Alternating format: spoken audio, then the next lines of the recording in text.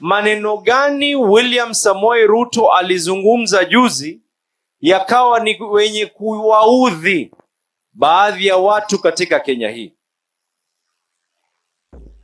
Ni lipi ambalo alozungumza William Samoei Ruto likawa ni wenye kutia bugdha katika baadhi ya watu wenye kujifanya wanajiita viongozi katika Kenya hii?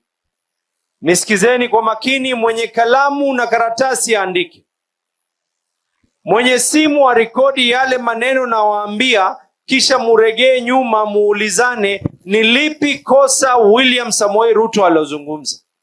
Kwanza, amesema sasa ni wakati tuweze kuongea sote, sio mmoja aongelee kwa niaba ya wengine. Hili limewaudhi watu.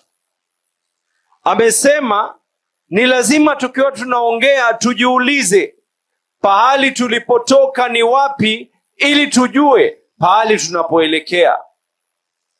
Hii nchi imeweza kuchomeka kwa sababu ya mambo ya ukabila. Hii nchi imeweza kuwa na kidonda kwa sababu ya mambo ya uchafu na lugha ya ukabila.